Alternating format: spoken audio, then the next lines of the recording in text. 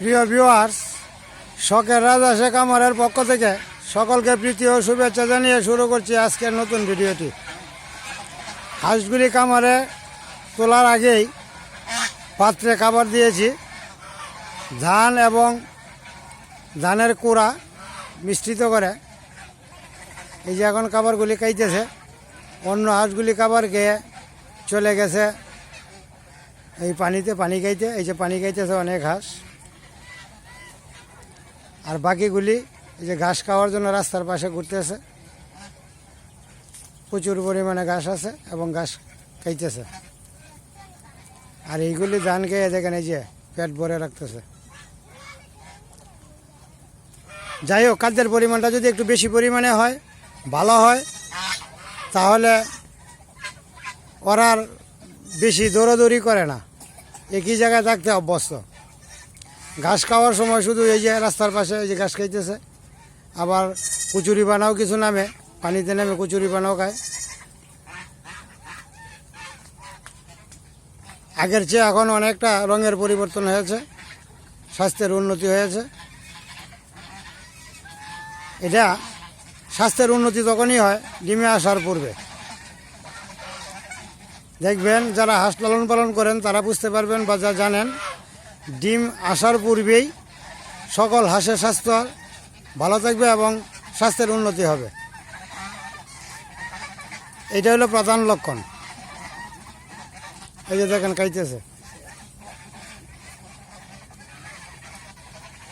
এই যে খাবার দিয়েছি খাইতেছে। অল্প কিছুক্ষণ পরেই ঘরে ঢুকিয়ে নিব। এই যে দেখেন, আমার কাছে দেখতে আসলে খুব ভালো লাগে। একসাথে যখন চলাফেরা করে, ডাক দেয়, হাঁটা চলাফেরা করে, রাস্তাতে হাঁটে, আমার কাছে দেখতে খুবই ভালো লাগে। এরা দলবদ্ধ অবস্থায় থাকতে ভালোবাসে বেশি। কারণ হলো এরা দল ভেঙে কখনো আলাদাভাবে চলাচল করে না। এই যে দলবদ্ধ অবস্থায় থাকে। একটা হাঁস যেদিকে যাবে, অর্থাৎ সর্দার বা হাঁসা যেটা বা ছেলে হাঁস যেটা, ওইটা যেভাবে যাবে বা যেদিকে যাবে, বাকি সবগুলি একসাথেই চলে যায়, একসাথেই চলে যায়। এই যে দেখেন ওরা এই যে এখানে এই যে নালা আছে, নালার মধ্যে যে পানি খাইতেছে, সাঁতার পিটতেছে।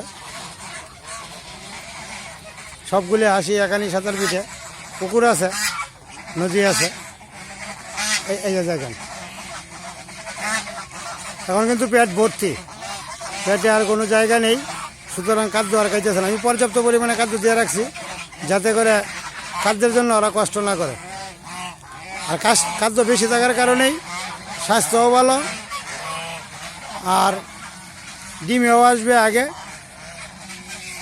আর আমি আশাবাদী এই বছর 2বার ডিম দিতে পারে। যাই হোক, প্রিয় ভিউয়ার্স, যারা আমার চ্যানেলটি সাবস্ক্রাইব করেন নাই, দয়া করে সাবস্ক্রাইব করে নিত্য নতুন ভিডিও পাইতে পাশে থাকবেন। ধন্যবাদ সবাইকে। ভালো থাকবেন, সুস্থ থাকবেন।